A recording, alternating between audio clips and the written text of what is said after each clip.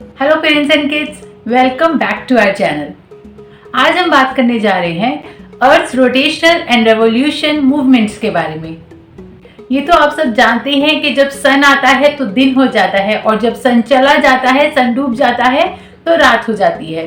लेकिन क्या ये सच है? सच में सन उगता और डूबता है? जी नहीं, सन हमेशा अपनी ही जगह पर रहता है। ये हमारी अर्थ है जिसकी मूवमेंट की वजह से हमें सन का उगना और ढलना नजर आता है और जिस वजह से डे और नाइट का कॉन्सेप्ट है।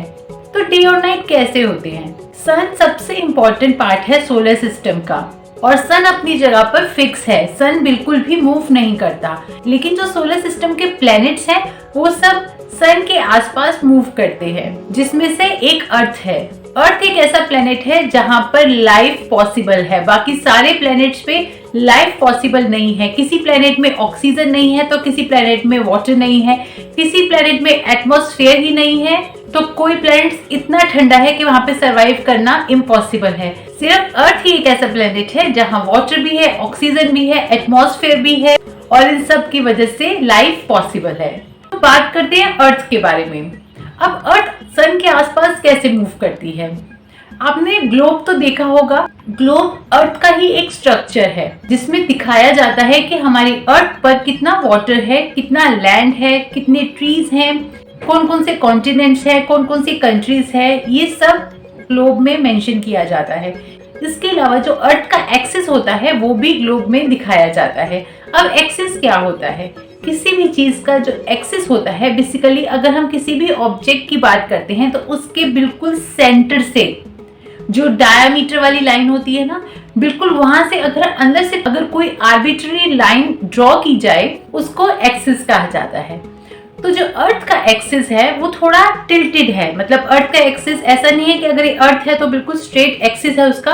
अर्थ का एक्सिस है टिल्टेड। इसीलिए आपने देखा होगा जो ग्लोब भी होते हैं वो भी अक्सर टिल्टेड ही होते हैं, बिकॉज उसमें उसका एक्सिस दिखाया जाता है जो इस तरह से थोड़ा टिल्ट करता है। जो अर्थ है अपने एक्सिस पे कॉन्टिन्यूसली मूव करती रहती है, मतलब अपने एक्सिस पे वो रोटेट करती रहती है। तो this is rotation of earth. जब भी कोई ऑब्जेक्ट अपने ही आसपास घूमता रहता है उसको रोटेशन कहा जाता है। Like this, spinning around an axis is known as rotation of an object. इसी तरह से अर्थ का भी जो रोटेशन है वो अपने एक्सिस पर है, इस तरह से मूव करता हुआ, जिस वजह से डे और नाइट का कॉन्सेप्ट है। जो बिकॉज जो अर्थ है वो अपने एक्सिस पे एक पूरा राउंड काटने में 24 आवर्स लगाती है। तो यहाँ पर सन है, यहाँ हमारी अर्थ है। सन अपनी जगह स्टिल खड़ा है, अर्थ जो है वो मूव कर रही है, अपने आसपास रोटेट कर रही है। तो जब अर्थ मूव कर रही है तो जो एरिया सन की तरफ फेस कर रहा है वहां डे हो रहा है, तो जिस एरिया पे सन की लाइट नहीं पड़ रही उस एरिया में नाइट हो रही है। तो इस तरह से डे और नाइट का कॉन्सेप्ट होता है अर्थ की रोटेशन की वजह से। अब हम बात करेंगे सेकेंड मूवमेंट के बारे में। यह सन है, एक अर्थ है, अर्थ अपने आसपास रोटेट किए जा रही है। साथ ही साथ जो अर्थ है वो सन के आसपास भी रिवॉल्व करती जा रही है।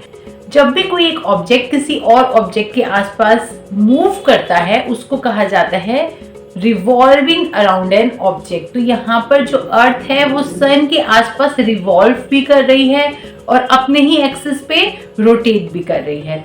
तो ये जो रोटेशन था उससे डे और नाइट का कॉन्सेप्ट था। अब जो ये रिवॉल्विंग कॉन्सेप्ट है इससे होते हैं हमारे सीजन्स डिस्क्राइब। जी हाँ, जो अर्थ है वो सन के आसपास एक राउंड कंप्लीट करने में टोटल 365 डेज लगाता है और इसी वजह से हमारे एक ईयर में 365 डेज होते हैं और इन 365 डेज में अलग अलग दिन, अलग अलग मंथ, अलग अलग वेदर होता है। कभी सर्दी होती है, कभी गर्मी होती है। तो ये जो सर्दी गर्मी का कॉन्सेप्ट है ये हमारी अर्थ जो सन के आसपास रिवॉल्व कर रही है उसकी वजह से है, क्योंकि हमारी अर्थ जो है वो टिल्टेड है, वो रोटेट भी करती जा रही है, साथ ही साथ वो रिवॉल्व कर रही है। तो जो पोर्शन टिल्टेड है सन की ऑपोजिट साइड, यानी कि जो सन से ज्यादा दूर है उस तरफ ठंड होगी और जो सन के नजदीक है वहां पर होगी गर्मी। तो इस तरह से different different seasons different different areas में होते हैं।